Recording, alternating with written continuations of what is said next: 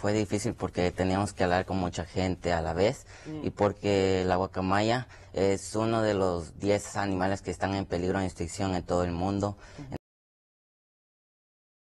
Pero ahora se extendió hasta Brasil y cada vez va creciendo, pero también va disminuyendo la cantidad de los pájaros. And go ahead and give me the English version of that. So he said at points, you know, when at the competition we had to talk to many different people, so it was kind of like different experiences. Then, you know, he talked about, because also learning about the guacamaya was kind of difficult because, you know, at a point they were just like a Mexican bird, right? And then while they're expanding, their numbers are getting lower and lower. Sure. Daniela, tell me about what materials you used for this project, because this project was huge. What type of recyclable materials did you use? We used CDs, we used bottles, we also used little diamonds to make it shine, and we used paper that we found to make the nest. Okay. And then after that, we also used carbon to make the wings. See, this is amazing. That thing was so huge and beautiful. Like, does it fly? I wish. That would give us, like, people would love to fly. You did make it fly. Very good. Well, tell me what you learned. You know, we always have to ask what you learned from the project. What's the most important thing and what you liked about it? Well, what I learned about this project is I can't take things like throwing stuff away, like not in the trash or like in the recyclables for granted, because many animals are just getting harmed by simple actions like these. So that's what I liked about. So I learned something, and I learned to be more aware of my environment. Okay. And you, Sergio, you knew a lot about this bird. Conozco mucho, ¿sí? Sobre the bird, right? So what did you learn? What did you learn from this? ¿Qué aprender? Yo aprendí que mejor debemos poner el reciclaje porque es fácil en el bote en vez que pase por un gran procedimiento. Entonces es muy importante, y también queremos que no solo aquí en Estados Unidos, en todo el mundo, porque le pudimos hacer algo al pájaro para ponerle 20 lenguajes y así poder tener una igualdad en todo el mundo. Very good. Quickly, give me a translation, and Daniela, give me something. A quick translation, what he said was that he learned that we should much better throw the recyclables into recycling, because it's a lot quicker to process it than if we just throw it away, because it takes a long time. Very good. Daniela, did you have fun? I did. Guacamaya is the Spanish name for the macaw parrot.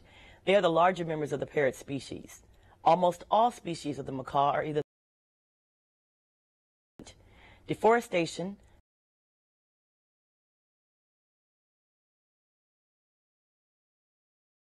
fronted, blue-throated.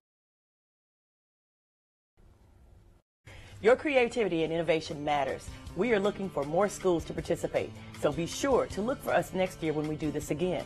There's nothing like learning, growing, and recycling together. Won't you join us? If you've got questions, we've got answers at 311.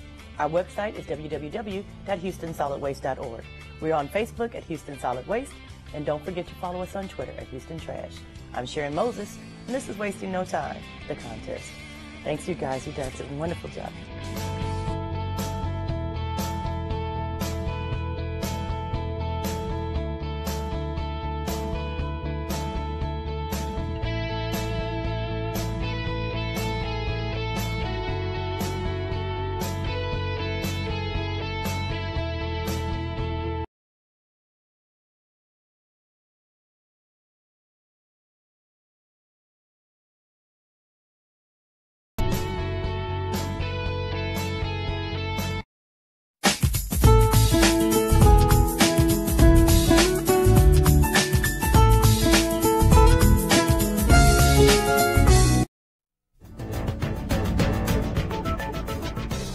Live from City Hall, it's the weekly meeting of Houston City Council, only on HTV.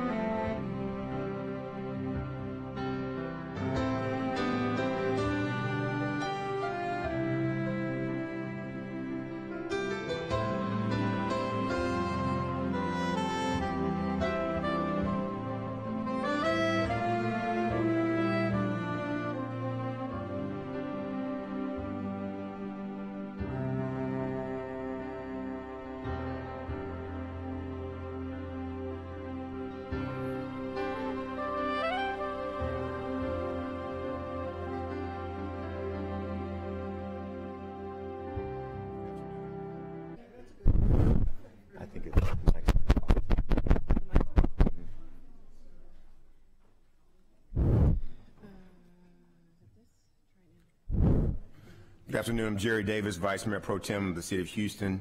Today is Tuesday, October 30th, 2018. It's now time for council presentations. First presentation is going to come from Councilmember Kubash. Thank you very much.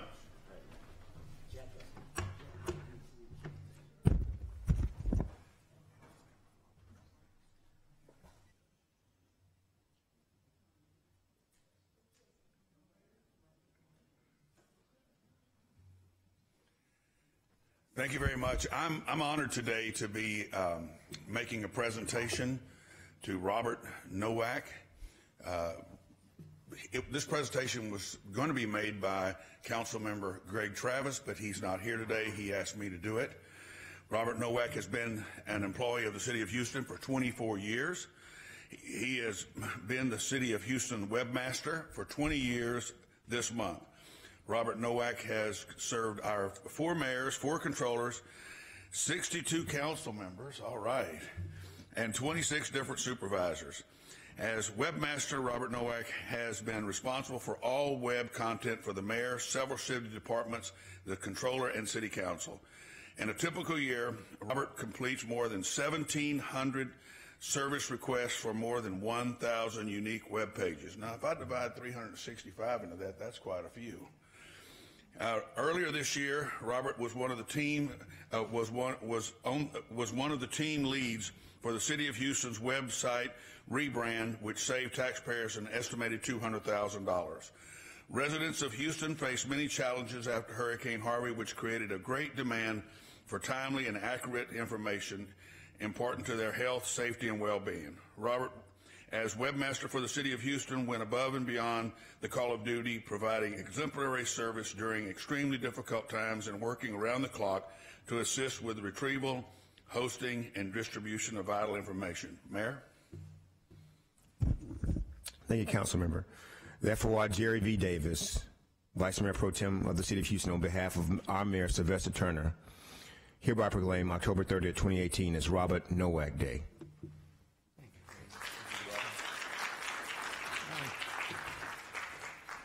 Thank you. I appreciate this. I want to hold this like this. It also happens to be my father's 100th birthday today, and he made it to 85 and a half, and then my mom reunited with him about 6.5 years later, so they can be reading this while I speak, and I do appreciate this honor, and thank you. I enjoy working for you and serving you.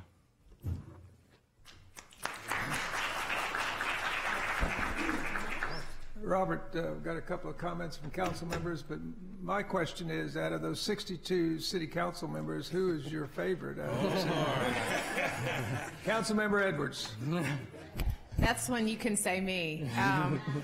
Bob, I appreciate all the work that you do and just the enhancements to our websites. They're just wonderful. It really has created a fresh look, fresh perspective, and for many people, City of Houston, if they go on our website, that's their introduction to what the government is. And so having a smooth, streamlined website and a service that is accessible to residents and others, I think is really important. So thank you for helping us with a fresh facelift in terms of our website, and thanks for all of your responsiveness. Thank you. Councilmember Cisneros. Thank you, Bob. I want to just say how much that my office and I appreciate working with you. You've been so easy to work with, and I just really appreciate your responsiveness and how quickly you get things that we ask of you up, on the web for us. This is, 20 years is that's a good long time. It does. I know, things pass so quickly. It's probably a little hard to believe it's been 20 years, but congratulations to you on your accomplishments and, and serving us all here in the city. Thank you. I would also like to say, besides making me look good on the City of Houston's webpage, he's also a gym rat over at Urban Jungle, one of my Brazilian jiu-jitsu buddies. Yeah, that's right. Appreciate that. Appreciate your service, we really do. Dedicated employees are what makes this city great, and the mayor agrees with me, so I'll go ahead and take a few pictures, and Amanda Edwards will have the next presentation. We'll wait for the mayor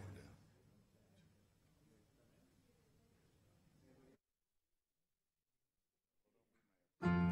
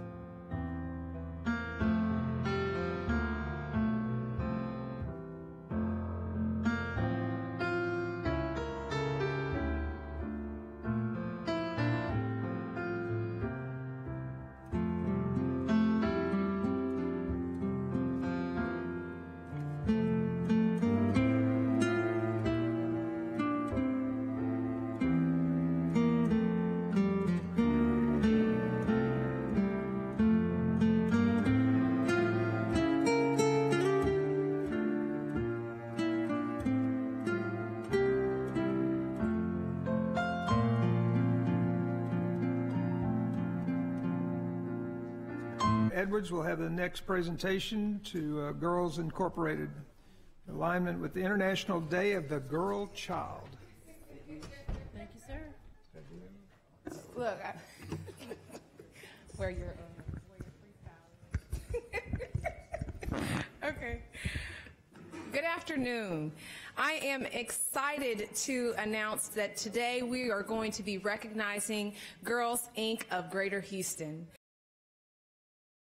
And the United Nations declared October 11th as the International Day of the Girl Child, with a mission to help galvanize worldwide enthusiasm for goals to better girls' lives, providing an opportunity to reach their full potential. And whereas Girls Inc. was founded in 1942 as an organization dedicated to the empowerment of girls to be strong, smart, and bold.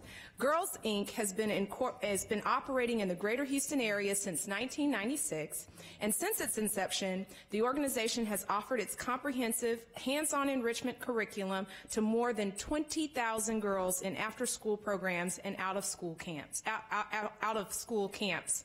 And whereas Girls Inc. has partnered with area schools, mostly in high-need, low-income communities, to deliver programming that focuses on the development of girls. Through the leadership and programs of Girls Inc., girls have developed leadership skills that will assist them throughout their lives. And whereas on October 30th, 2018, the City of Houston encourages all citizens to recognize the importance of emboldening girls so that they may discover and develop their inherent strengths and reach their full potential in alignment with the mission of International Day of the Girl Child. The City of Houston commends Girls Inc. on this occasion and extends best wishes for a rewarding observance. Mayor?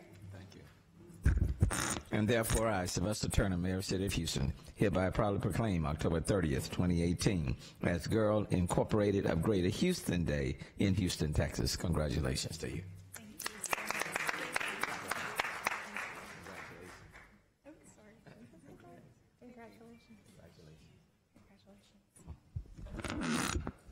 Hi, I'm Ellen Efsick. I'm the Executive Director of Girls Inc. of Greater Houston, and I want to say thank you to the Council and the Mayor. I'm here with our past Chair, Stacy Humphreys, and our Development Manager, Christina Allen Crowder. Girls Inc., our vision is empowered girls and an equitable society. And as a Councilwoman Edwards said, we inspire all girls to be strong, smart, and bold. We do that in the Greater Houston community with enrichment programs that serve nearly 15 schools and 500 girls a year. We also do day camps. We did one at TSU, the Be Bold Institute, where girls got exposed to not only the college campus here in the Houston area, but visited 6 different colleges in the Greater Houston and surrounding, like all the way to Austin colleges. We did about 6 college visits with the girls. We are envisioning a big and bold future, and you are helping make that possible. We have a City Connections grant that helps us serve the Young Women's College Prep Academy, thanks to Councilman Boykins. The Mayor, through your mentorship and internship programs, yes, you helped us this summer with our camps. Our Be Bold Institute would not have been possible without the 3 interns that we had through the city. And Councilwoman Edwards, including us in your empowerment series, has been inspiring. So thank you so much for your support and what you do for us, and thank you for this award today. Thank you all for all the hard work. Is there like a large festivity, a day of celebration for the in Houston for the International Day of the Girl? There will be next year. Okay, I was about to say, you know, we got to get that pumping because I know my daughters, they love festivals. And We want a big. To Ms. Crowder in the back. Thank you for all the hard work. You know, our kids wouldn't, a lot of our programs in the City of Houston would not get funded if it weren't for your great mind and your hard work. So I want to say thank you so much. Chair recognizes Councilmember Cisneros. Thank you, Councilmember Edwards, for bringing this wonderful organization and letting us honor them with the proclamation from the mayor. It is so important that we build relationships with our girls, with all our children. But you know, this is special. Focusing on girls, making sure that they're healthy, educated, and independent. So turning into strong, smart, and bold women. So the world needs more of those. So hope to see them on council someday. Yes, of course. and leadership roles all over the world. Thank you for all you're doing and investing in our kids this way. Thank you. Councilmember Castex Tatum. So happy to see you here today to celebrate International Day of the Girl Child. Of course, I love girl children because I was a girl child, and after school time is such a critical time in the day. And we can never have enough quality after-school programming. So I wanted to just say, recognize the work that you do to encourage our girls to be strong, smart, and bold. We can never have too many strong, smart, and bold girls in the world. So congratulations and thank you for the work that you do. And just want to say hey to my Leadership Houston classmate. Thank you. Thank you.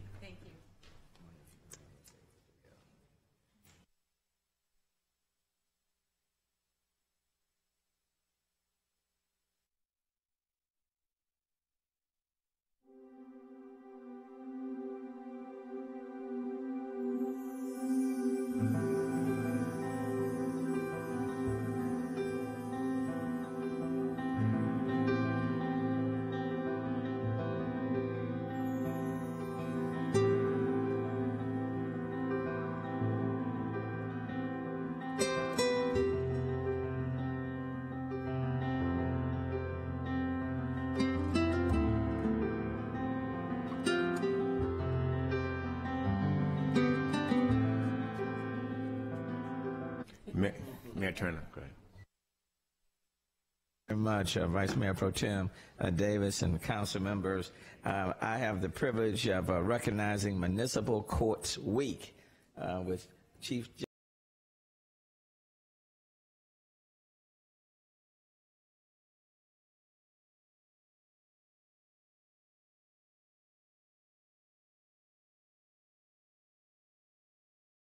to alleged violations of state law and municipal ordinances. And before I go on to the next paragraph, I also want to especially acknowledge them because they have had to work in some very difficult circumstances. Sometimes there have been times when there was no elevator at all.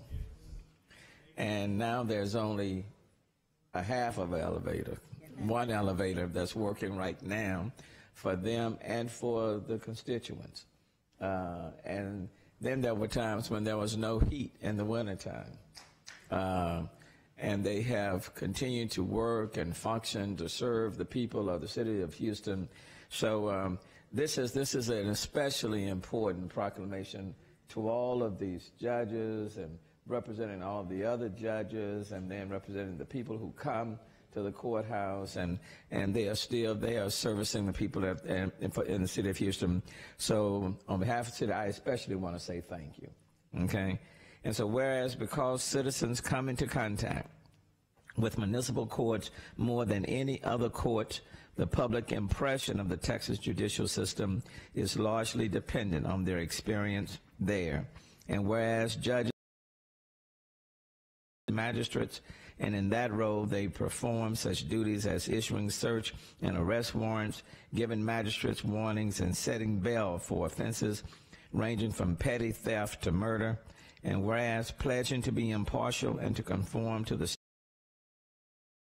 judicial conduct, the estimated 6,000 employees of municipal courts work diligently to ensure the fair administration of justice while upholding the rigorous standards of professionalism. And whereas municipal judges, clerks, court administrators, bailiffs, and warrant officers continually strive to improve the administration of justice through participation in judicial education programs, seminars, workshops, and the annual meetings of their state and local professional organizations, and I might add the team court as well, that should have included. And whereas the 85th Texas Legislature designated November 5th, 5 through 9, 2018 as Municipal Courts Week to recognize the accomplishments of municipal courts and to salute their critical role in preserving public safety, protecting the quality of life in Texas communities, and deterring further criminal behavior. Therefore, I, Sylvester Turner, Mayor, City of Houston, hereby proudly proclaim November 5th, did you say 5 through 9? Or 5th through 9? 5 through 9. Well, you know what I mean. 2018 as Municipal Courts Week in Houston, Texas. Congratulations, and thank you all for what you do for the City of Houston. Thank you all. I just want to say, Mayor, on behalf of all of the municipal court workers and council at the City of Houston and all of our surrounding courts, we thank you for letting us be an example for the state. I think I work with some of the most magnificent people, my staff that's here and those that are back in the courts, and I couldn't be happier to represent the City of Houston. So thank you, Mayor. Thank you, John. Stay right there. I want to say thank you all for coming down. I know many of you on a first-hand basis from my visits over there to see how everything's doing. No, but on a serious note, thank you for all the hard work that you're doing. You all go above and beyond to provide services for other people and inform them of certain things that are going on in the city and how they can help themselves. So I just want to say thank you. Chair, would like to recognize Councilmember Castex Tatum. Hi, Judge Marshall. I also want to say thank you and congratulations in honor of Municipal Courts Week. I want to give a special recognition to your staff member, Gwen Goins, who attends our monthly meetings in Fort Bend and Hiram Clark every month. And if she doesn't come, another member of your staff comes. And they just bring the services of municipal courts to the people. And we can't say enough about being able to take that intimidation factor out of taking care of their business. And she does a wonderful job with that. And we're so happy to partner with your office. Our administrators at the schools are utilizing the tours. So the work that you do is critical. And we want to just continue to get the word out to help people take care of their court issues and not let them linger, because we know what happens when they do that. And one of the critical things that I learned from Gwen coming to our meetings, I didn't know that you could call 311 to find out if you had a warrant. Yes, ma'am. And I didn't know if people knew that. You can call 311 to find out if you had a warrant. So I thought I would share that. Just in case anybody's watching and didn't know that. And if you want to know if you have a warrant, you can call 311 and they will let you know. And you can do that in the privacy of your own home and then take care of your business. Yes. So thank you very much. Thank you. And we have started Amnesty this month, too. All right. Is that just for Houston to know if you have a warrant? Okay. Chair recognizes Councilmember Edwards. Thank you, Chair.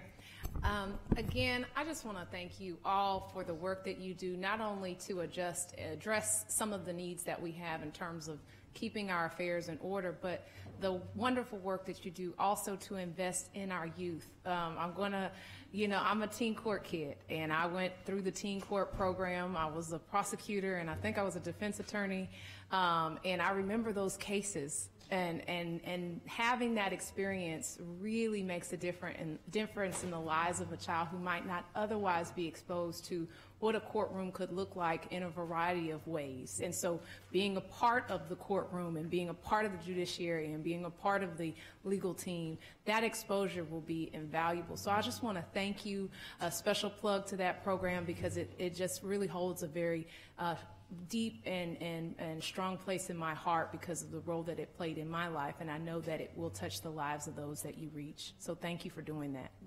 Thank you. Councilmember Kubash. Thank you very much. I know that this mayor of this court, this staff has gone through more than just Hurricane Harvey. Right. There was other floods, and then they had, years ago we had a computer program called Rumba. Y'all remember Rumba? I love Rumba. And when y'all changed Rumba and y'all went to Court View, I thought my world was going to come to an end. And I never really figured that one out, but that's okay. And then we got C Smart, and finally got that working and got that going. Then we had Hurricane Harvey. But I've appreciated all the opportunities. You know, the stressful times is what caused us all to meet and get to know each other so well. you know, and sometimes it was so stressful for me, you know, being over there trying to understand this new computer system, because I told people I wasn't born with a mouse in my hand, and some of this stuff's just hard to figure out. But many of you walked me through it, and thank you for your help. And Judge, I'm so proud that you're our presiding judge, and Mayor, it was a great choice. Thank you very much. Thank you. I thought he was about to bring up C-Smart. Councilmember Watkins. That was a good one.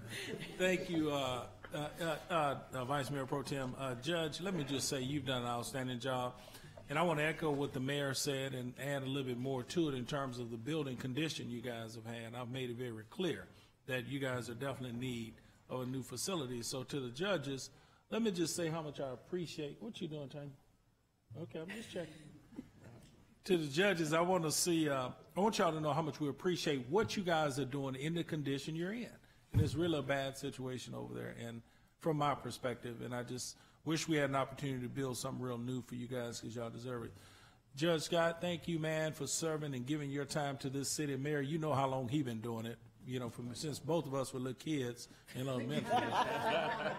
But no, seriously, Judge, thank you for what you've done. I think Councilmember Edwards was talking about her opportunity to go through as a like an intern. You have touched so many young lawyers coming out, and to a point to where being a municipal judge has become popular.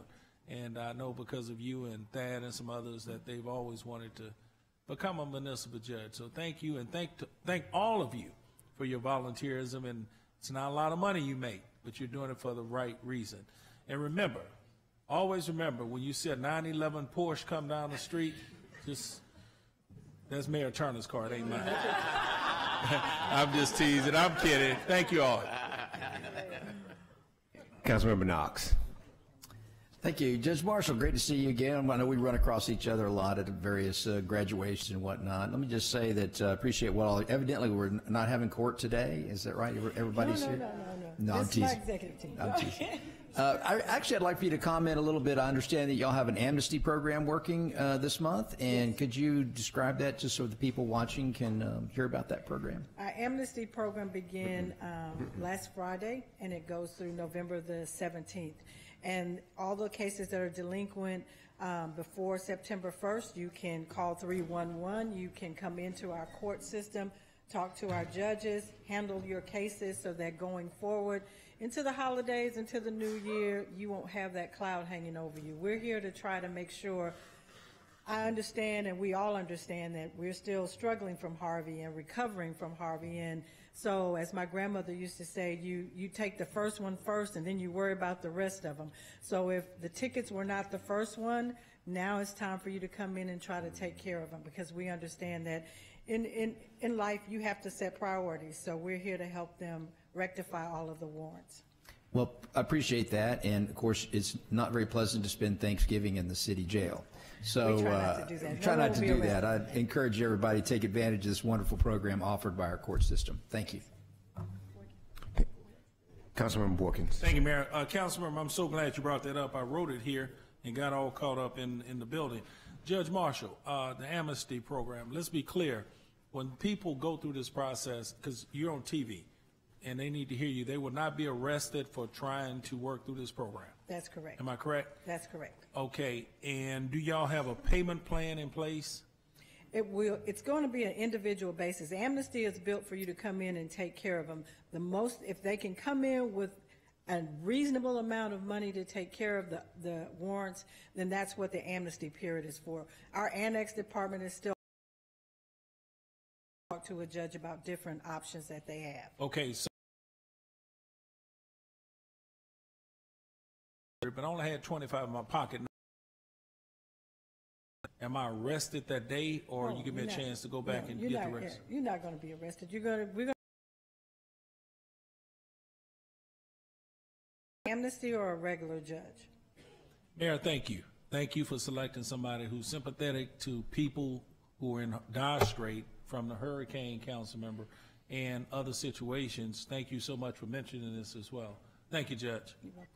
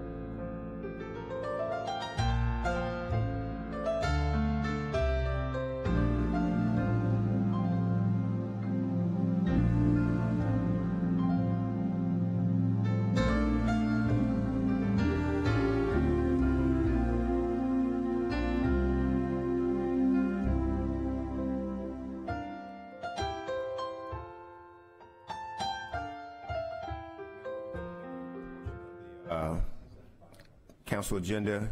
We have an invocation and pledge from Councilmember Castex Tatum. Thank you, Vice Mayor Pro Tem. Introduce Pastor William Cumby. Pastor Cumby. Pastor William Cumby is the youth pastor at the Fountain of Praise Church in District K. He has been a youth pastor for over 10 years. He and the other pastors at the Fountain of Praise Church are extraordinary community partners. Most recently, Pastor Cumby came out and blessed the tree that we planted at Townwood Park in honor of Donald, and I was so inspired and moved by his words and his prayer that I thought it would be appropriate for him to come today.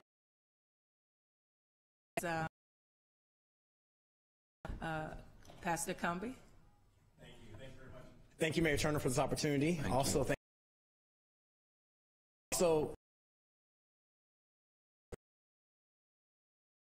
you in District K, but Hood Camp, which was for the individuals or the youth in that community show up. And we talked to them about what it meant to deal with their father wounds. And you'd be amazed to see these young men cry and have a moment to understand that although their father was absent from their lives, they still have a presence in this city that they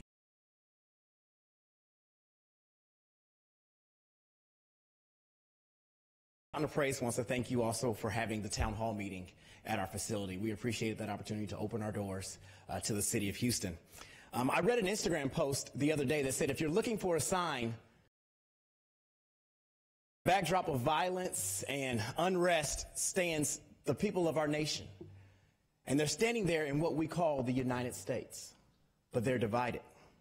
Simmering in our country's stove sits a gumbo of racially motivated shootings in Pittsburgh and in Kentucky, and even the school shooting that recently happened. Politics and natural disasters that give us reason to think that it's the time or it's a sign of dark days. But if you go with me, I believe that darkness cannot, but just the same, where the light begins to dissipate, the dark will return. Dr. King put it best when he said that darkness cannot drive out darkness, only light can do that. And he said hate cannot drive out hate, only love can do that. Now is our time to pray. Now is our time to love. Now is the time to do these things collectively on any day of the week that ends in the letter Y. You'll catch that on the way. The light that we carry is hope. You sitting in these, our presence to speak belief when doubt is strong is called hope, and we can't dim our light. And I like to tell people that when one candle lights another flame. The Bible teaches that we should watch and pray, and that we should pray without ceasing. But I think that after we pray, we need to get up, we need to watch, and we need to work and believe that our prayers will work out. Father, I thank you for this moment and this opportunity for us to join together in unison. The Bible says how good and pleasant it is when we dwell together in unison. God, we pray for every person that sits here at this table, our mayor, our God, we pray for every city employee that's directly connected to this community. We pray for every citizen, those who live in Houston but don't physically have a home. God, we pray for all the decisions that will be made, their thoughts, that you guide their hearts. We pray that as they manage the budget, as they manage the decisions that directly affect the individuals that live here, God, that you guide them.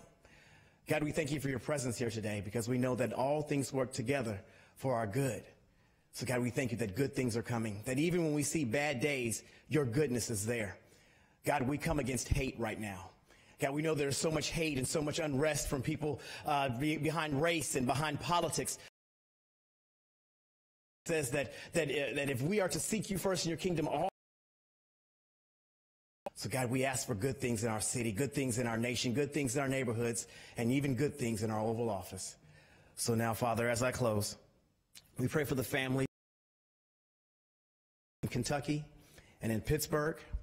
God, we pray for those even in this month of October who are battling and dealing with breast cancer. God, we pray for those who may be sick today, that you may provide healing for them both mentally, emotionally, and spiritually. And now, Father, as we go to begin this meeting, we ask that you would guide our thoughts and our actions, that we may have a successful meeting. Help us to accomplish the goals while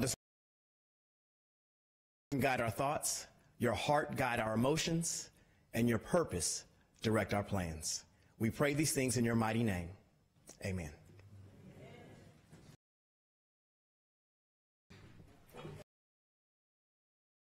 Of the United States of America, and to the republic for which it stands, one nation, under God, indivisible, with liberty and justice for all.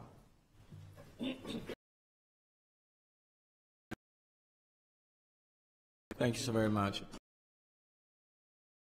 The roll, I have the secretary call the roll, and consistent with the prayer, I'm going to ask just for a moment of silence on behalf of those who lost their lives in Pittsburgh, and their families, and those who were injured, law enforcement personnel who were injured, and quite frankly, on behalf of just our country as a whole. So if you will, just for a moment, moment of silence.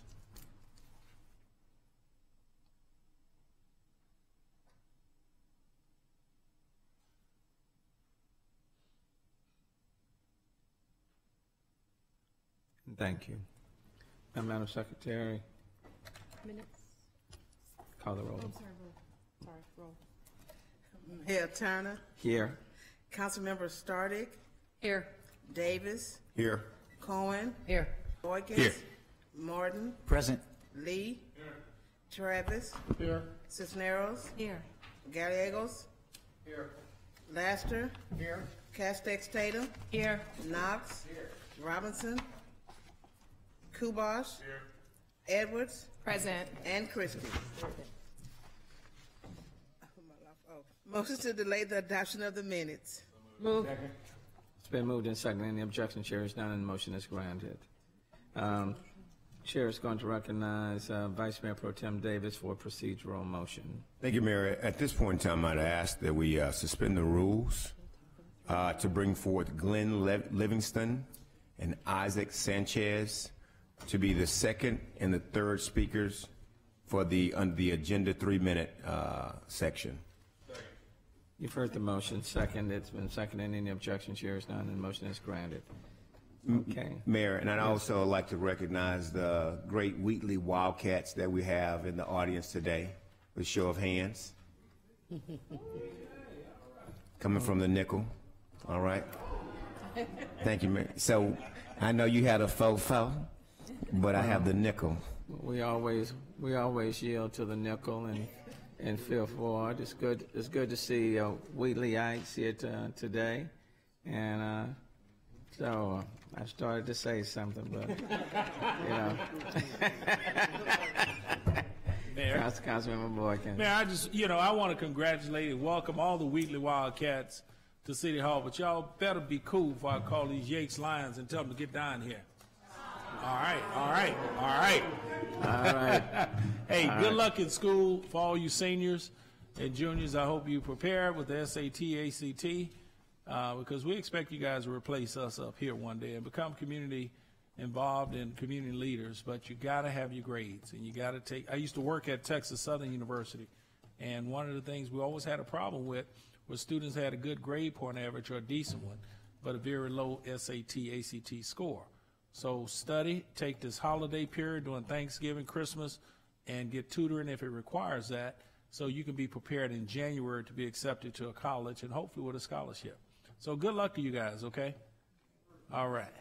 Okay. Madam Secretary, if y'all notice, Anna Russell is still out, so we certainly want to keep Anna lifted up in our prayers. So, Madam Secretary. First speaker will be Ms. Lois Myers. To be followed by Mr. Glenn Livingston. And Council. Good afternoon, Ms. Myers. My thesis statement for today is drainage.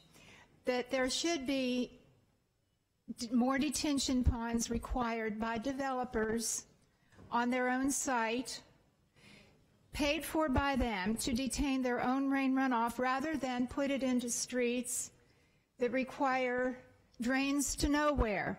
There's a lot of drainage projects on this agenda item 5.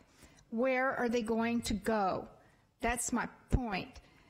They don't have any place to go. So you need to have a really good reform requiring all developers to put in detention ponds on site to detain their own rain runoff.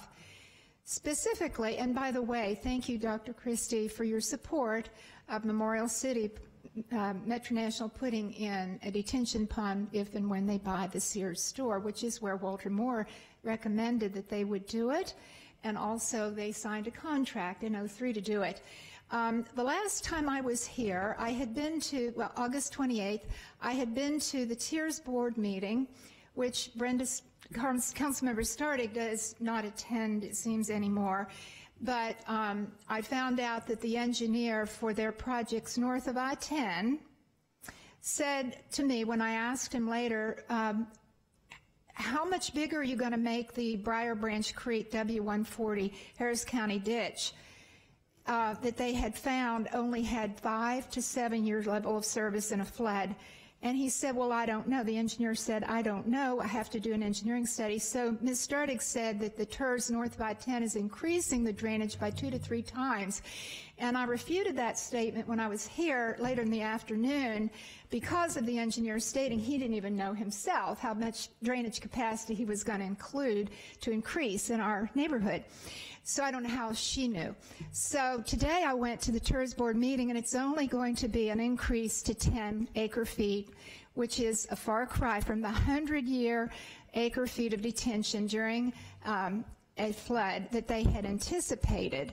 So I also found out about a secretive project that Councilmember Stardig and Flood-Czar Costello are doing just 4 blocks north of my home that will put even more water into our neighborhood. It was a closed meeting. No detention pond was required for it, and I don't understand why you didn't include all of us who live in the surrounding neighborhoods, Ms. Stardig, but they're very upset because there's going to be an increase in their backyards of 20 feet across to do what they call is a maintenance project, but 20 feet across, that's not just maintenance. So the county and the city are doing this together. We cannot get any drainage information.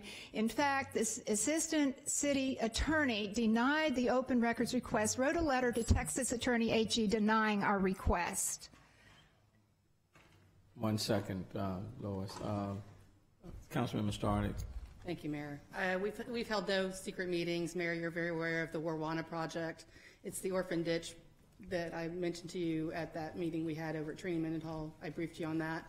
The fact is it's a flood control, but the city's taken the initiative to maintain the ditches that have been there for years, and they're going back and maintaining them, and then the flood control district's going to come back and actually maintain them going forward. So the city is taking the initiative on an orphan ditch that upstream from there, we're doing the Newlands project, and homes have flooded for years upstream of here. So it's part of the entire system to get the water conveyed from the northern part of, or the mid part of Spring Branch down to Briar Branch and then to the Buffalo Bayou. So I appreciate your comments today. However, it would be better that we work with the facts, and that the facts are I-10 also has the capacity.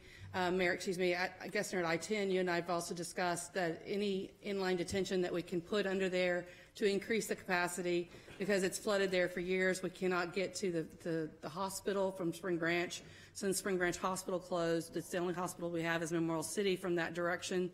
So our EMT cannot get through there during high water events. So they're going to triple the boxes in some parts, double in other parts. So once again, I appreciate you coming down, but let's make sure that we stick with the facts. The design is in the process, and they're working fast and furious, and they've got it through legal, Mayor, and we appreciate that as well. Thank you. Well, I am sticking to the facts, and I refute your facts. And that water in that Warwana project, I've been talking to Russ Poppy as well as the other engineers, and there's going to be a meeting over there. And I think that you should have a public meeting for all the surrounding districts, because that water coming in through Warwana is going to come straight in my house 4 blocks south. And the water is coming to Long Point between Gessner and Blaylock that already overflows. It has been on Rebuild Houston May I reclaim my time? since Yeah, 2010. And it's already flooding. Lois? Okay. Thanks, Lois. I'd rather not have bad information out, Mayor, so the Motion to water will be extend. conveyed underground. Objection, chair is now underground. Thank you. The water will be conveyed at some point underground, so it won't have the opportunity to sheet flow. That's the idea also. So there's different parts of this infrastructure that I'm sure the Public Works Department has relayed to the different inquiries that this group has made. But we've met with the homeowners in the area. We've gone above and beyond. Your department has actually gone above and beyond to have meetings with the impacted homeowners. I've also negotiated. Not me.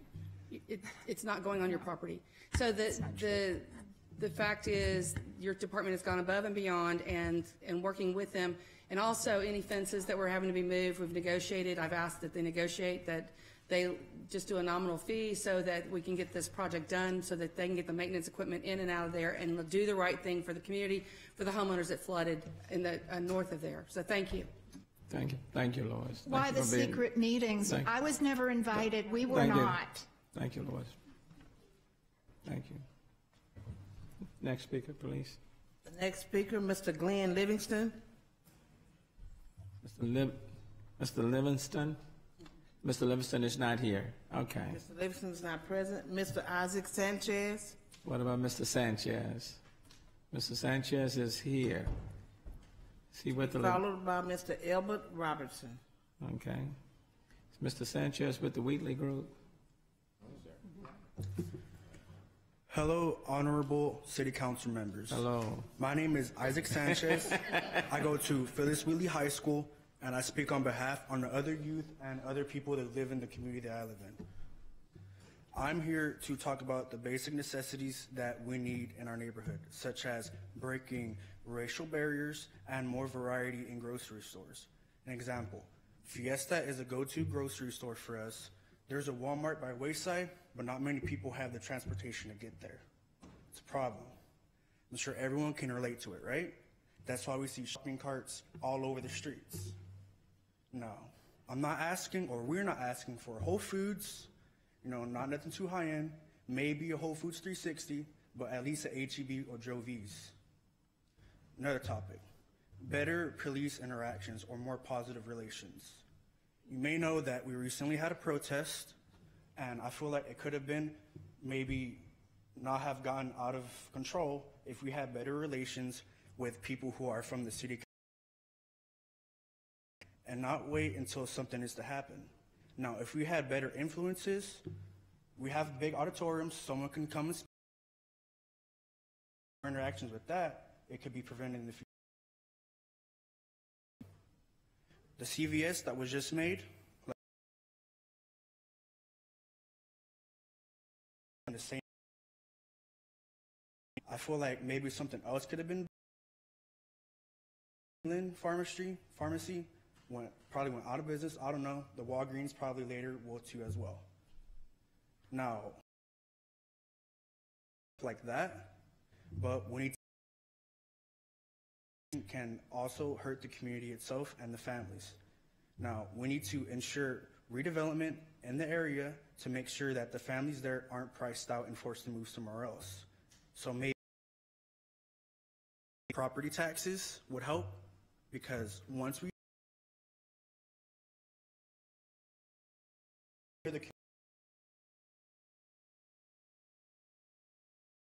a small area. Let me ask you, are you in school or out of school? I'm a 12th grader at Phyllis Wheatley High School. Yeah, get right behind that mic. Get right behind. I'm a 12th grader at Phyllis Wheatley High School. All right, then the reason why I asked, I want to commend you for your presentation. I mean, you didn't read it. I kind of forgot it, so. Well, now, let me say you didn't forget anything. I mean, you didn't read it. You spoke from your heart, and I want to commend you for the thoughtfulness of your presentation and for the points that you raised. school and to come before us and to outline those points speaks volumes and and speaks well for the other students that are here in school. Thank you. So, I mean, I know that your points, quality grocery store, I understand that because that is important. Better police relations. Don't want the redevelopment that's going to displace or gentrify your area. You want to maintain the history, the personality, and you want the people who have been living there for decades to be able to stay there, but you don't want the development to, in a sense, price them out or force them out. So I agree with all of your points. We're working very closely with your city councilman, who happens to be the vice mayor pro tem, because quite frankly, I don't know if he sat down and talked with you, but you pretty much have stated the things that he has been talking about as well. So let me commend you. Your points are noted, and you have captured everyone's attention. So well done. Okay, well done. Hold on one second. Vice Mayor Pro Tem Joe Davis. Thank you, Mayor. Thank you, Mr. Sanchez. I appreciate your comments. If I were not term limited, I'd be a little bit scared about running against you. I mean, I'm serious. Those are, your presentation was awesome, as the mayor stated. And I will tell you, a few months ago, we voted to help bring forth another grocery store right behind the CVS. That's the construction right across from the Nickel. And I'll tell you, sometimes you have to take I know you have a Walgreens on one side, the competitor came to the other side. Yes. But they also brought the developer a new grocery store for you all, for the community. Okay. And so sometimes it's a balance. As it relates to the gentrification, we do see on the other side of I-10 and now creeping over to this side, by the Wheatley side, the $300,000 townhomes, now creeping on the northern side of I-10 to $250,000 and the $275,000 townhomes. The mayor has given the task for the housing department to go out and seek home builders to build affordable housing in our communities, so we can give that opportunity to the people who were there, or people like myself who used to live in the neighborhood but moved out but had to move back in because there was nowhere for me to live. And so those opportunities are now being created for the Houstonians, the people in the Fifth Ward, Denver Harbor community. Yes. So I have a quick question. Yes, sir. So are these houses being built after we start kind of building up the community, building like CVS's and other stuff like that, or is it being built before? So they've been built before. So you had Fifth Ward CRC, and I'll be happy to come to the school. We can bring the communities together, the Fifth Ward and the Denver Harbor community at Wheatley. Yes. And we can have a town hall on the points that you brought up today. So it began before. Habitat for Humanity has been building over there, the Fifth Ward CRC, and now again, we're spending money to build affordable housing in that community from 610. And so some of it's city property, some of it is city. And so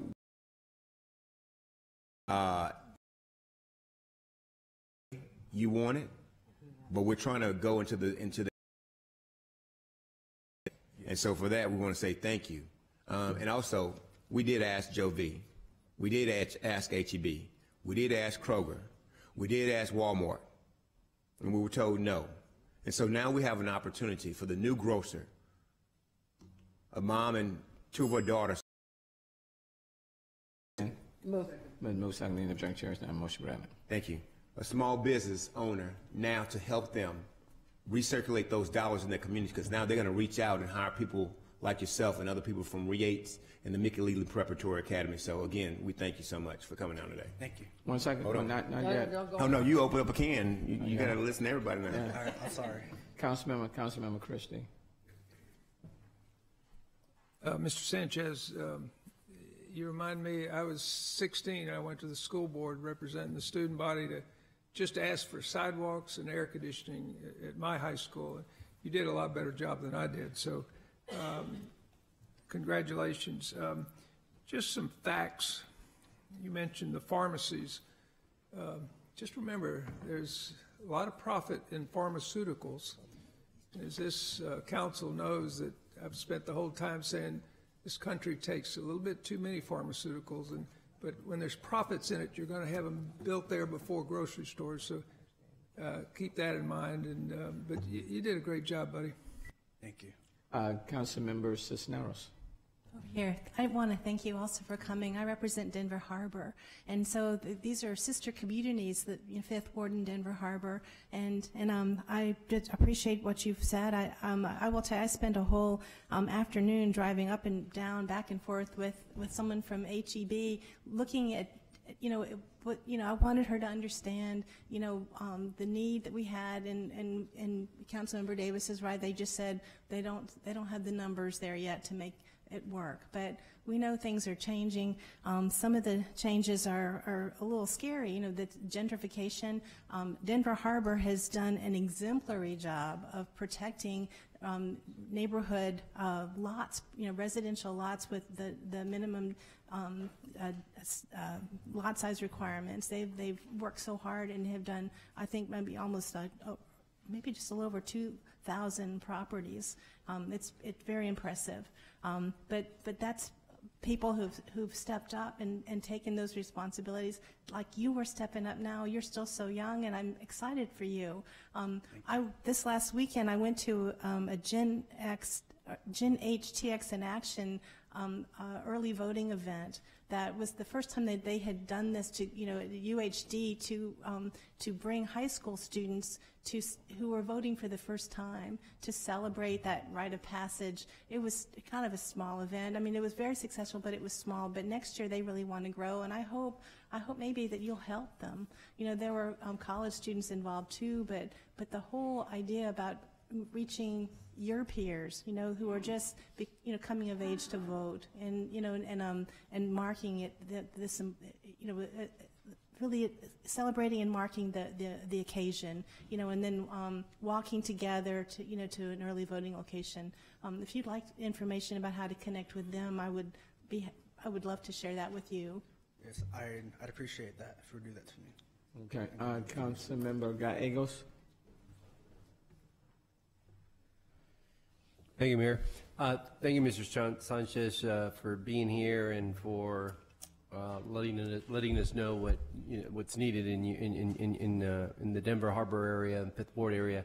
I know that Councilmember Davis had mentioned it's not that we're not reaching out to these grocery stores to come in because, as you know, you have food deserts in these areas of town, especially in the East End as well.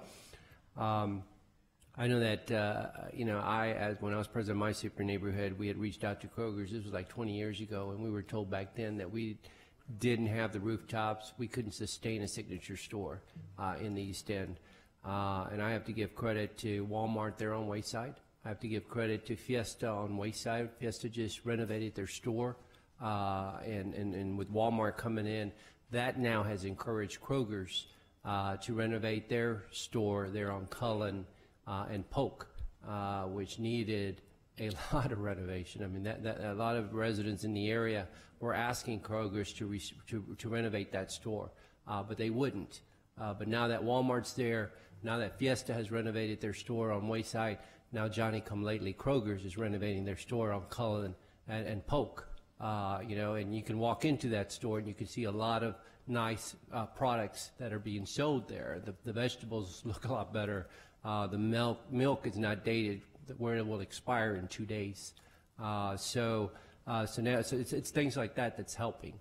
So it's something that I'm still working on. Any objection? Motion extended. Second. Any objection? Hearing none. Motion granted. It's something that I'm working on to hopefully bring an HEB, a Kroger's, or someone else in to the East End, also in Edo, to provide good quality grocery store for residents that live in Edo, in the East End, and in downtown as well. So again, thank you for being here. I understand that many students here may have gone and voted today. Yes. Can we show a show of hands who voted? All right. Well, thank you for going out and voting. I'm assuming this is y'all's first midterm election, so hopefully you'll be doing this on a regular basis. It's very important that you stay engaged, in this and be part of what makes up our government. So thank you so much. Thank you. Councilmember Kubash. I want to thank you, Isaac. You give us hope that there's a young generation that's paying attention and can articulate the position. You've done a wonderful job here today. You have a very strong biblical name, too. I hope you know what it means. Yes. Thank you. Thank you. Thank you so very much, man. Wish you the very, very best. Okay? And same thing to the others from Wheatley. Yes. Look forward to seeing.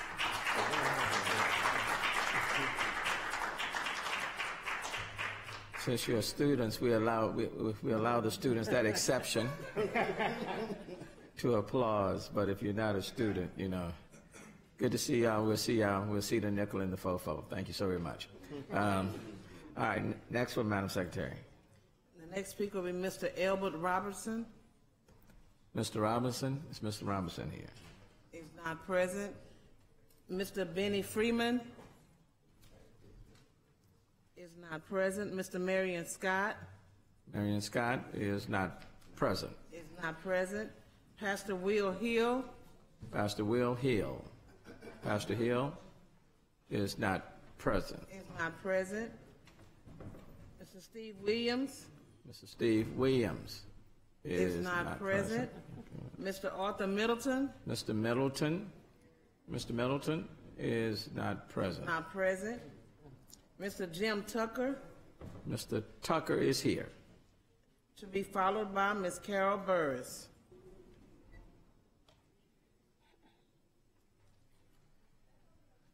Get right behind that mic, Mr. Tucker. Pardon? Right behind that mic. Yeah, there you go. Thank you. Mayor and Council, good afternoon. Beautiful day like this. It's too bad we're in here, but this needs to be done, and it was a nice walk to the train today. I live in District C and have occasion to drive elsewhere in the city. We've seen over the past several months the challenges that our solid waste management system brings, and we're optimistic that the coming relationship with FCC on recycling management will move us toward greater waste minimization. The Solid Waste Department has been helpful with information on our composting of bi-monthly collected landscaping debris and the weekly collection of bagged cuttings and leaves. I look forward to touring our receiving facilities for these materials. I'm still working on how much we save on fertilizer for our parks and green spaces from the compost produced.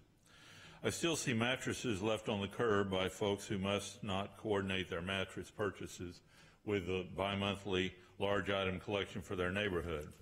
I understand that abandoned tires are also a big problem for some neighborhoods. We don't use our computing abilities very effectively in many operational areas. I suggest that there must be a clever teenager in town somewhere who can create a mobile phone application that citizens and police can report these items when they see them, geolocated for efficient commercial or other pickup.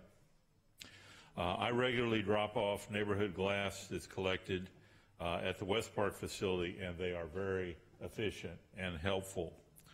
Also, I've seen the abundant electronics collected at the West Park Center, which is great that they're not going to the landfill. However, I imagine these devices are okay, fine, and could be reused. I've not yet figured out but it seems like a neglected and wasted resource. Thank you. Thank you. Thank you for taking that.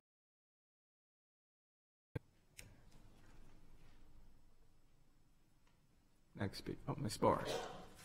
Carol Burris. Good afternoon to all of you, but especially my city council member, Martha Castix Tatum.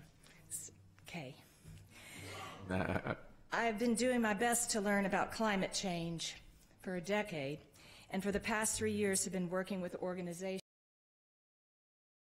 to help us all learn about what is to make individual and community changes.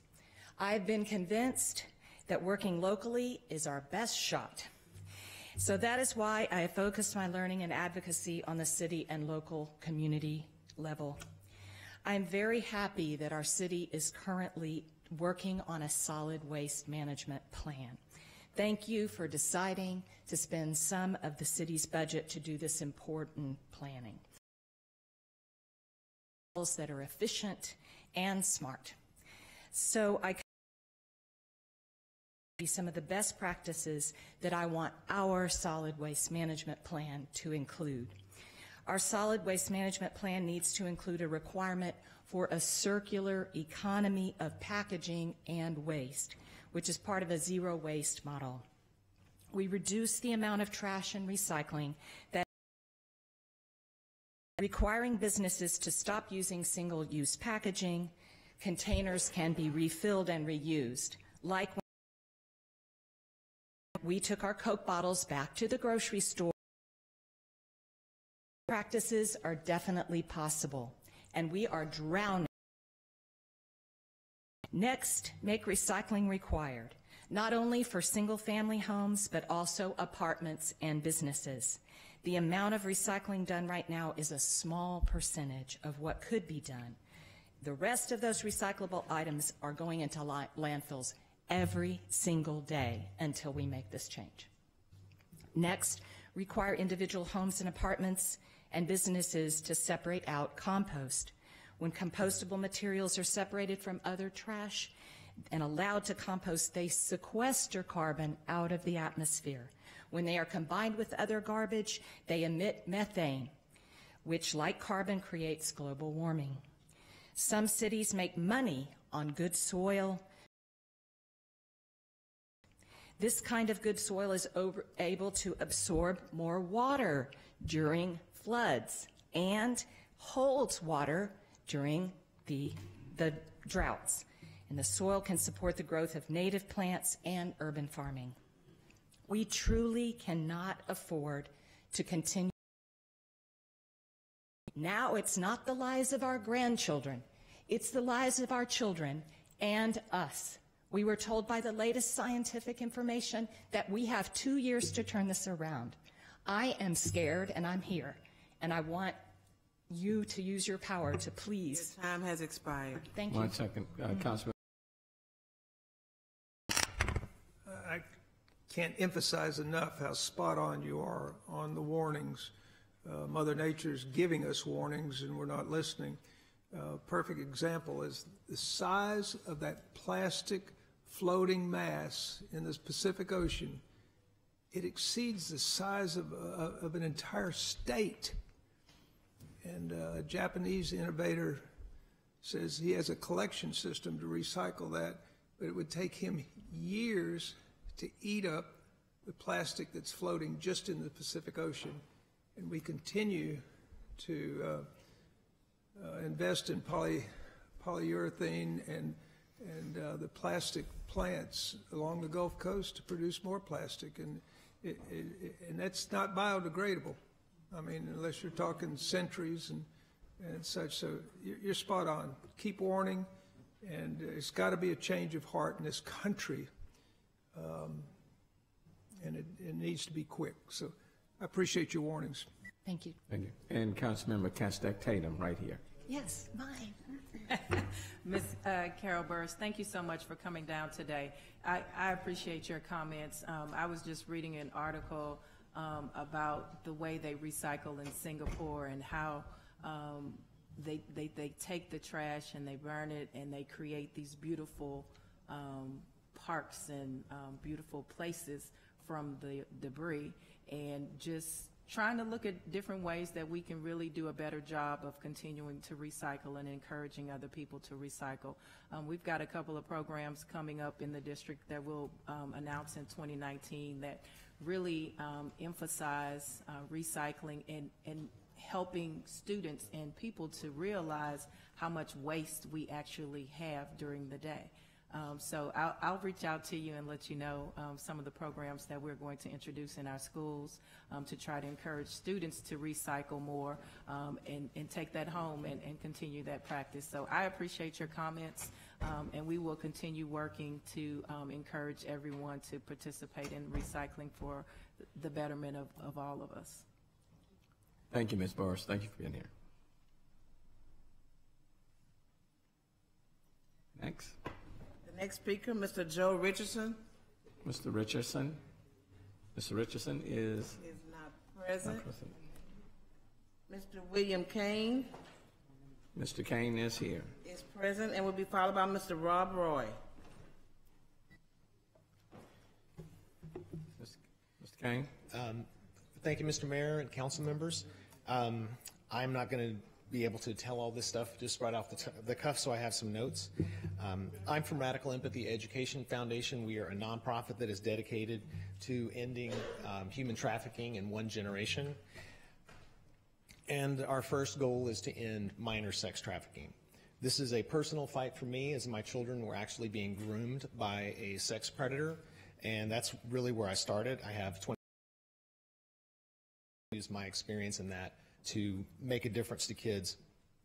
The University of Texas in 2016 did a study across the state, and it's the only statewide study that's been actually performed in the United States, and it shows that 300,000 people are victims of human trafficking, and of that, 79,000 are victims of minor sex trafficking. I know this is important to Houston, as it's one of the main ports of entry for people that are being sex trafficked in the United States. We created a program called One Generation, and it teaches children the signs of someone that's actually potentially in danger of being trafficked, as well as indicators that may be able to be noticed by people to see if it's happening to one of your friends, one of your family members, or even yourself. We created a blended educational program that combines traditional educational materials that gets handed to teachers, as well as an interactive virtual reality experience. It's a headset that you wear, and you're able to look around as if you're there. And our program, the shoes of a trafficking victim who tells you a story about how she actually got manipulated and victimized into this by her trafficker. It's not violent or anything like that. It really just tells you a story. Our goal is to use the empathetic nature of virtual reality to get people to understand and have empathy for the victims. Virtual reality has been shown through university studies to have a significant impact on increasing interest and extending the time that people recall learning objectives. In particular, there's a 50% increase in retention rates of materials, 62% increase in learning enjoyment, 44% more confidence in what they learn, 17% more likely to seek out more information, and finally 43% increase in retention rates for students interested in learning. And these are university studies. Stanford in particular has a virtual reality lab. As I was saying, that as you move through the VR experience, it explains these things that actually walks you through how this happens to someone. What we are doing right now is we're working to start 5 pilot schools across the state of Texas, and we provide them all of the hardware and the equipment that they need, as well as the educational materials, so they can use the program indefinitely. Our goal is really to end human trafficking in one generation. We have advisors that run everywhere from the Texas Attorney General's office. One second. Councilman Cisneros. Thank you. This is important work. I wanted to ask you a couple questions. There's another organization that I'm aware of that has developed curriculum that's been approved by HISD. It's an organization called Love 146, and they have a curriculum called Not a Number. Are you familiar with that? I haven't had a chance to look through all the materials, but we are certainly trying to reach out to all the organizations that are out there around the San Antonio area. There's 250 different locations or different groups. We're actually presenting tonight at the board meeting of Not in Our City, which is another group.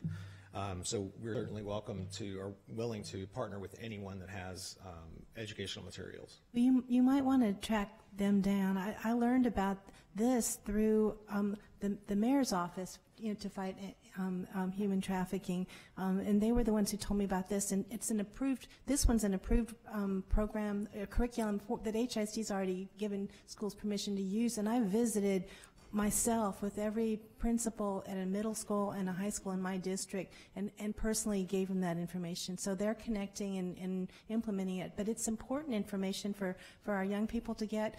But I'm also hearing parents saying, well, what about us? What we need to learn about this too. And so I know this curriculum really is targeted towards 13 to 18-year-olds, but adults, parents need to also have those same, well, maybe not the same, but some other tools that help them to understand and be on watch.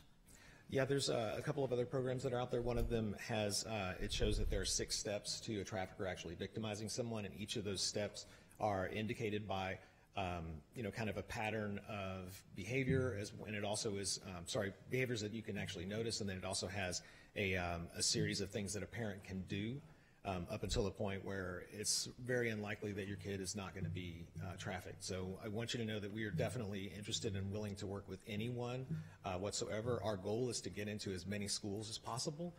We went to the Texas Association of Student Councils last year, or the annual meeting that they have, and the kids that are in student councils actually pushed for human trafficking to be their topic for the year.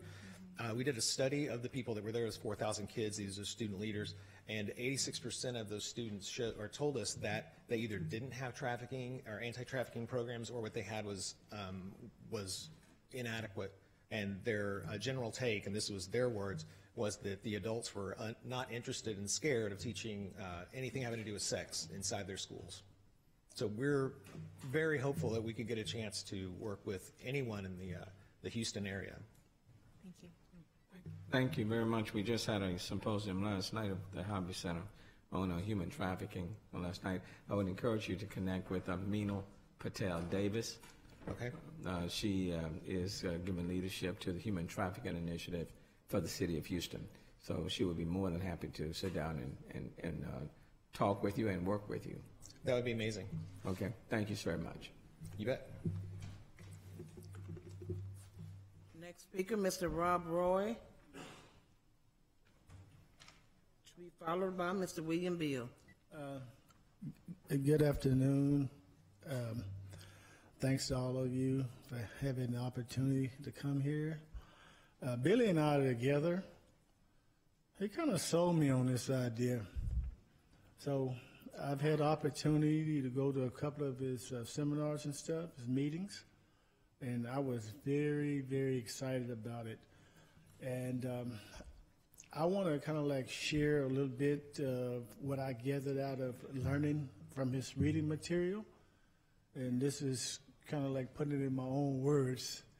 And so Billy and I talked about it. The significant difference here, Billy has taken this one step further, putting human trafficking on virtual reality. The computerized machine is what the kids live on, and also their perpetrators as well. Once you put on the headset and go through the course, you'll be totally amazed how well it is organized. It is amazing how the kids relate to the Matrix world. There are 2 worlds out there now, and the one that some of us, an older generation, grew up in the virtual reality world, are robotics, which is an interdisciplinary branch of engineering, electrical engineering, informational engineering, computer science, as well as others. With all this intelligence, stimulation, research, manufacturing that went into processing and designing this executive computer program accomplished a specific computing task, we finally reached production stage by combining the various materials, inputs and outputs for the world of the human trafficking. I hope you all received the message today and consider working with the organization in the future. We would love to partner up with y'all. And thanks for having Billy and I. We certainly appreciate all of the great work that y'all do in the community, and it's an honor to be here. Thank y'all. Thank you very much. Thank you. Mr. William Bill is not present. Ms. Jenny Cordova Ms. Cordova? Not present. is not present. Mr. Andrew Evans Mr. Evans is present. is present, to be followed by Mr. Frederick Matoya.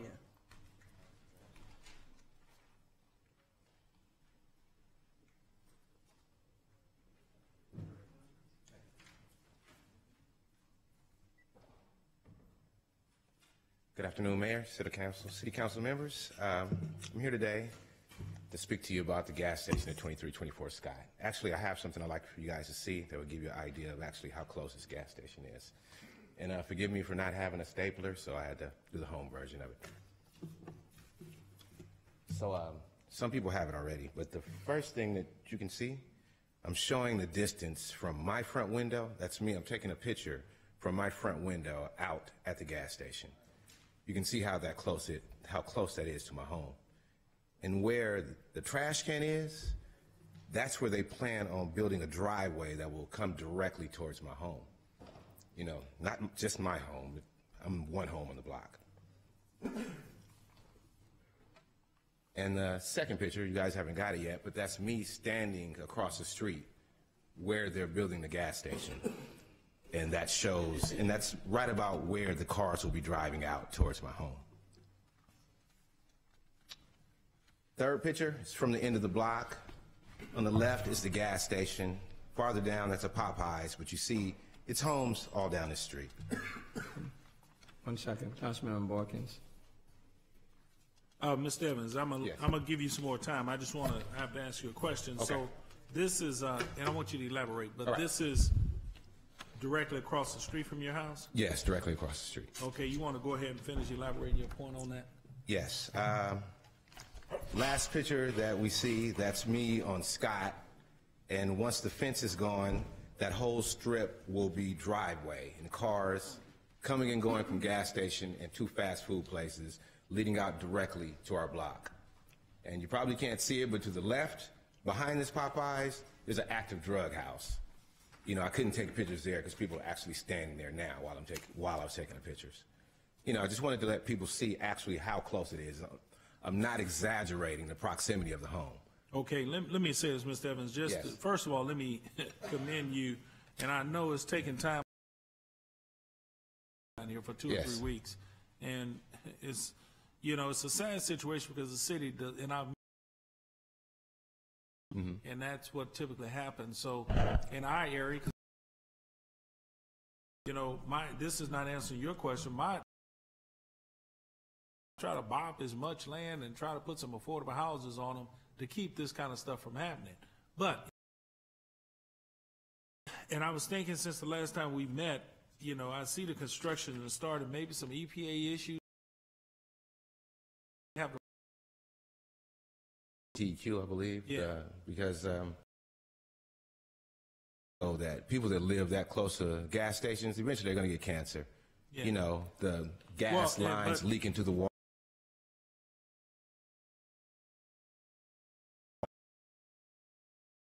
Good pictures. You know, I go to the owner over here and ask him, do you? Yeah, 9 they times don't. out of 10, they're going to say no if they answer the question. Right. And it's not the only, I appreciate you and your efforts of trying. The owner can flip back and say, well, buy. Yeah, but it falls back on zoning. And But let me tell you what I mean. Where Right. they wouldn't get a permit from a city. I understand. You get what I'm saying? So we're not just saying.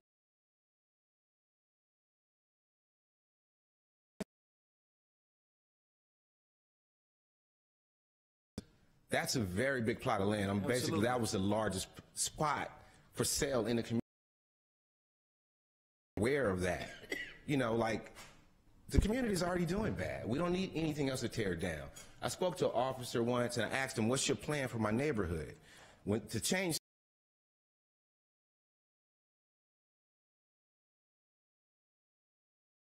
Who told you that? It's a sergeant. And they said, oh, no, they didn't. Yeah, well, that's. Yeah. Yeah, and I that's definitely understand, not the but plan. I haven't seen a plan, you know, because the gas station is one problem. What's going to be this. We all know that criminals basically hang out at gas stations. I already have criminals on my block. So we're building the best high gas station for them to come hang out in. And things happen. Well, I've let seen me accidents say in this, front of Mr. my home. Evans, again. To turn the course of this, I will. But if you go further down Sky towards Reed Road,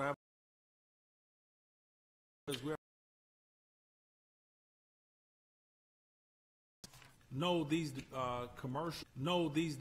commercial, whatever you want. No, down here at City Council. We don't know. We're asleep. And then they end up putting that together, and we'll try to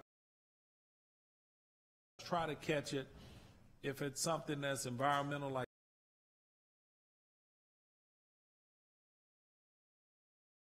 this, when they buy the land, unless we can prove that it's some environmental issue, they're going to issue those permits. Yeah, and I understand because that. they say it's their land. Yeah, and again, I understand they said they bought the land, but you know, it's pretty sinister because they're only buying land again to do this in neighborhoods of color that are low income. And because if anyone can show me where this happens somewhere else. Mr. Evans, let me be clear. Yeah, please. Where you live is not low income, and you know I know that. We're not no low income neighborhood. We have a lot of renters. Yeah, but that land is not low income. But let me be clear. They're doing it where they can get vacant land and hot traffic. It's not low income neighborhoods, and we get that around this table. Time has expired. Okay. Okay. Thank you. All right, thank you. All right.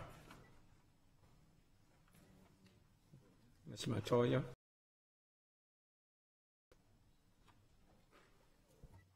Good afternoon, council members. I'm here once again. Right off the bat, could I let this guy act in the community? Something that happened to me in the library. The other day,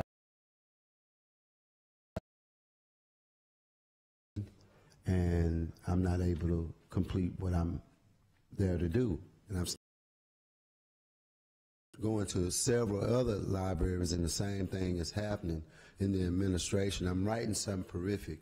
One of the main points I would like everybody to know about all of this, what you call illusions or whatever it may be, for 42 subsection 1983 is going to be on the table for everybody in here. And the separation, I don't know if y'all would really understand how far this has come, and it would take probably 20 years to get back. But to get some information concerning the legal rights for what I'm writing on, Thank you very much. it's hard. Thank you very much. It's not right. Thank you. Thank you very much. Pastor Hill.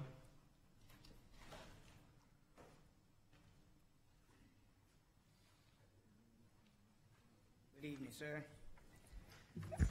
I'm here today on behalf of Unity Baptist Church, and I've spoke to you several times, you and Annalise Parker, and I came to you as humble as I possibly could without having Houston whistleblowers to stand up in the city of Houston. I am a master plumber for over 33 years. My son have a license. I've spoke to you several times about, actually that's your cousin who I work also, Pearl Turner, and I have been a positive icon in the Houston area.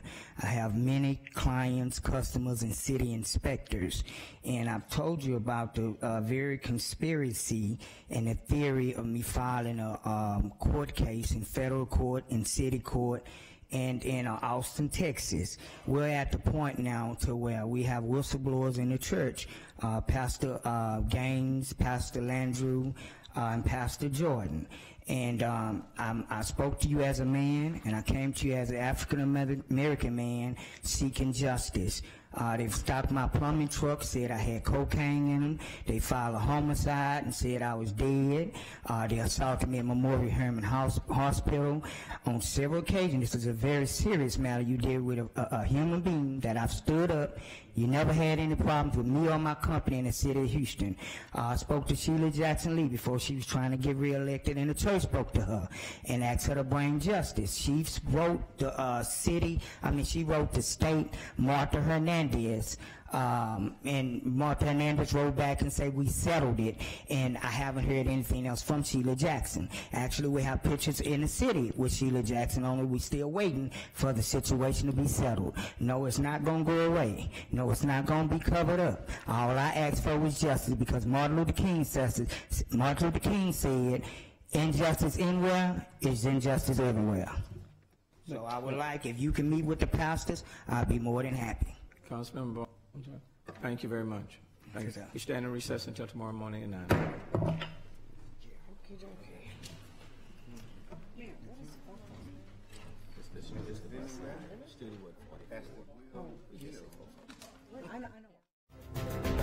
That concludes the public session of the Houston City Council.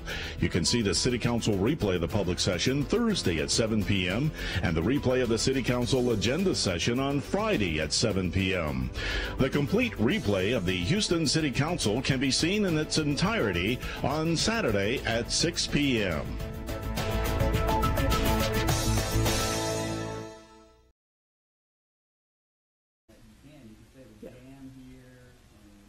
So usually,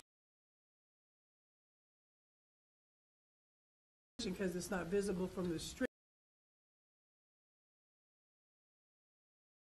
go ahead and do it across the back because it's not visible from the find out the placement. Because I may want to go ahead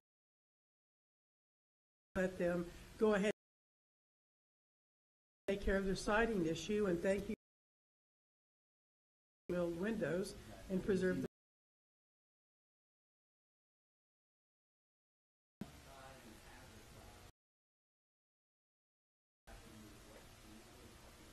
okay, good. That's what I'm asking. If Finder thought they were to decide, that'd be different, but if they're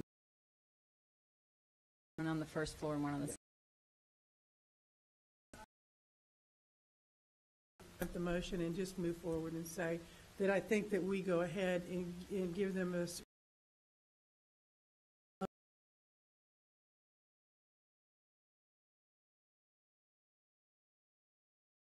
down to the original lap side. Can you come? The windows we put in our a distinctive feature on Joseph Northrop Homes up and down North and South Boulevard that he has a police. If it is heroic efforts possible, we are going to attempt to have someone restore that window. And so all but that window, we're going to try to restore that window if it's all possible. I also need to make a clarification to make sure that the motion is to the Commission's liking. The shingle site, if there's a conditional approval made, staff would still recommend denial for the replacement of the shingle siding. The siding underneath the shingles is shiplap. The structural inspectors, Pete, also came out and has shingles might need to pass damage and replace. That the wood material underneath the shingles is original siding. May I put a picture up? No. If it's just another photo of the lap siding. Can we? Does staff have any pictures in the existing application that isn't new information? Okay, it's an application.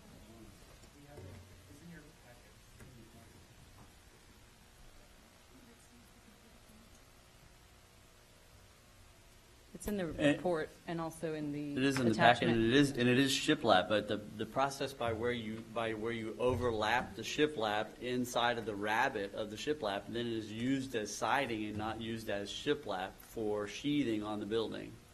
So it's used as siding in that process. Which photo? There's two photos.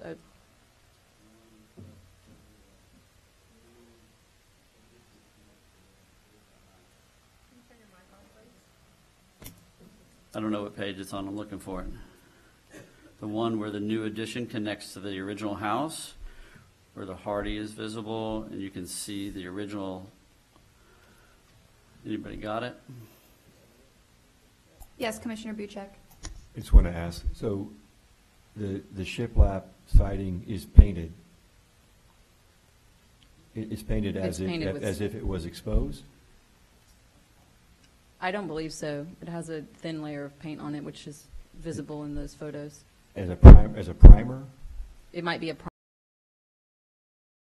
as a type of weather vapor barrier before applying the shingles at that time. This is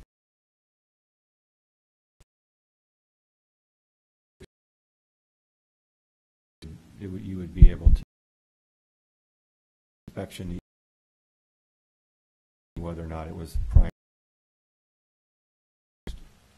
There'd be some thickness to it.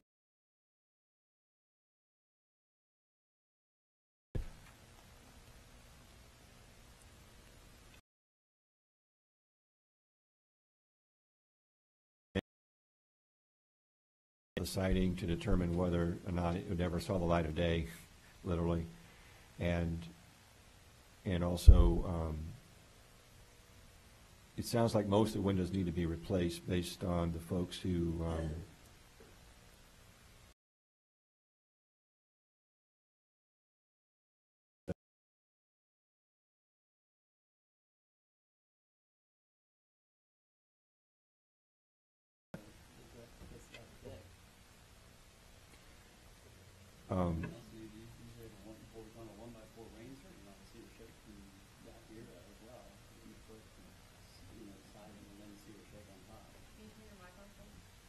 Sorry, discussing construction details. Sorry. So what I'm saying is, I know at least some of the folks who came to do inspections on the house and think highly of them, and so I understand what that means, and I've heard what Pete said. There could be a few windows that could be salvageable, nonetheless. I personally like the idea that staff could go out and do this count as they have asked. I support replacing windows that need to be replaced. And I think that there's a lot of evidence here that says that the majority of these windows probably need to be replaced. Whether it's all of them, I can't tell from the information that I have.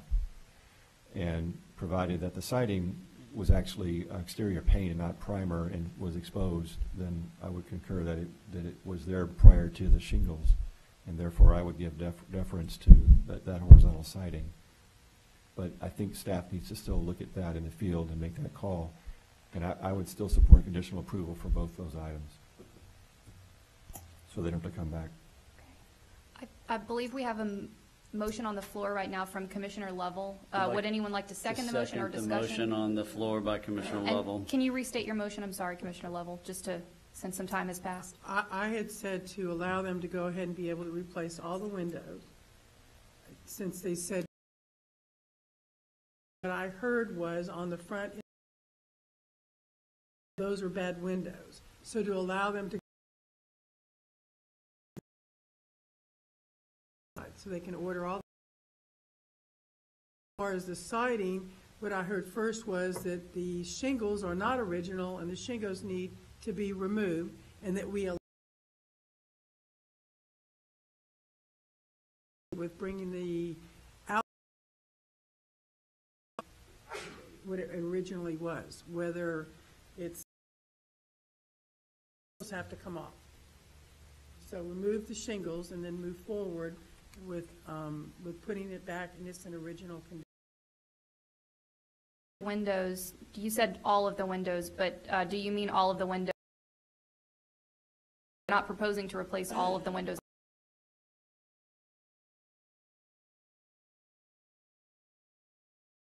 Salvage those that they significance. Correct. But again, as Commissioner McNeil said, they need.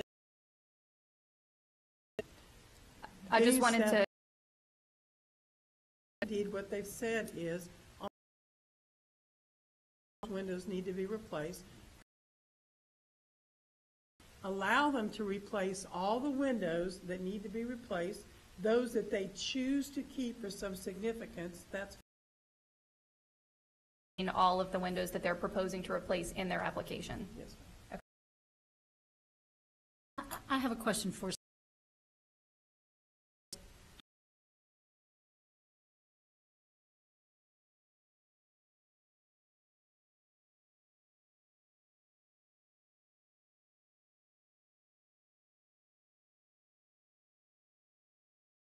more time to. But a deferral means they have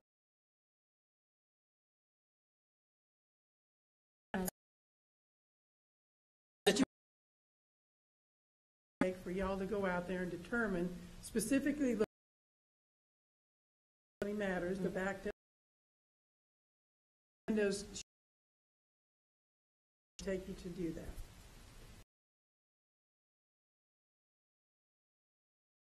To go out and look at them and determine how many. Not moving. Then we can get to, if you say it's going to take another month, then it's going to take a week. You just said it takes 15 days to complete that process. If it were administratively approved for. Replace, go out and do the inspection. Okay, so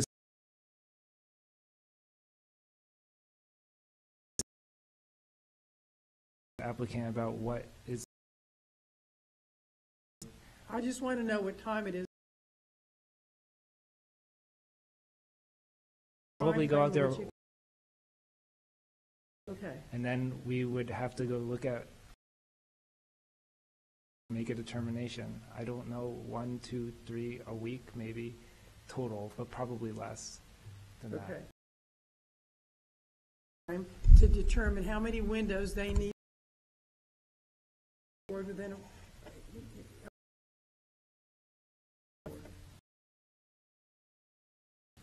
If we pass a conditional approval that allows them to replace any window that they determine should be replaced, and if the siding was, saw the light of day, we could give a conditional approval that could be exposed. And once they determine that in a week from now, it's done. Yeah. They don't come back, that's all I'm and the asking. client moves Is it a on. week? Okay. That's why I think the moves it. And I think it seems to me that most of these windows, it looks like they're candidates to be replaced. And this last visit next week could resolve it. If we do it conditionally, they don't have to come back to us, and it'll be faster than administrative because basically we're giving them the green light. I was trying to get to where this would be. Doesn't help them with their loan. Understood. So within a week, all of the inspections should be there. You'll be able to determine how many windows. They'll be able to order their windows and move forward. Yes, Great. if it was a conditional approval, we would go a week or whenever. Go look at the windows. Okay, with their window person being with you also. Well, that's up to them, yeah. Okay, all right, then I'll go back, which is, conditional approval after looking at the window. The Shiplap. Right, be able to be removed so that they can go ahead and restore the siding to the original condition that it was, original. Just No, go ahead. unless someone has a question for the speaker, okay. I'll ask, what?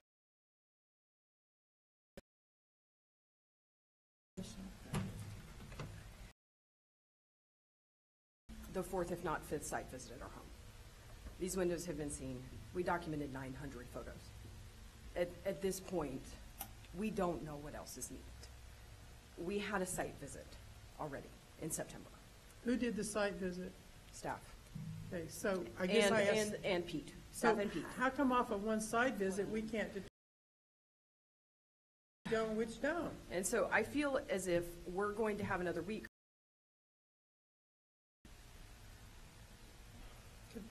Somebody, did you have a site visit? Yes, ma'am, on the 25th, ironically, my No, I'm husband's asking birthday. Pete, was there a site visit? And if there was a site visit, how come you can't tell us which windows you think need to stay and which don't, and in which placement on the house they are?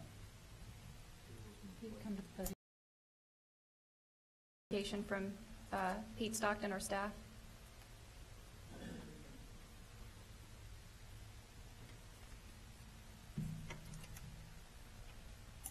My function in a site visit like this is to confirm or deny the proposition put forward by the applicant. Which is window replacement. The evidence that they provided is accurate. Okay. I refrain from drawing conclusions and restrict myself to making observations. I feel that conclusions are better left to you people.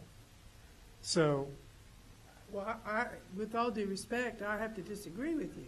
We're not out there looking at them. We're looking at these pictures. the pictures are an accurate description of what's going on with those windows. And So, okay, let me ask you. Do you believe that all those windows need to be replaced? I did not see any windows that I thought were pristine and did not need to be replaced. So, yes, you think all the windows should be replaced. They would qualify for replacement. Yes. Okay. All right, then. Call the vote on the and motion on the table. So one more thing, but on the siding, what do you think of the shiplap siding that you saw? Do you think that was siding? I think that I'm less certain about that. That the little bit that was exposed, I feel that that's plausible. I wouldn't be comfortable unless a good section of it were removed, so that I could see conditions around the windows. I could see where the siding meets the brick. So my question then is, if we then granted permission to replace all the windows as submitted, and did a conditional approval on the siding subject to this site visit, is that acceptable? I'll second that motion. Thank you, Commissioner. Okay. Commissioner Buchek, can you please put that in the form of a motion? Hang on. I think I Okay. have a question, Commissioner because I Yap. think that the staff should be given an equal measure of their opinion. Because right now, we just made a decision that said, okay, what Pete said, go ahead. But on the 25th of September, did staff go out? Yes.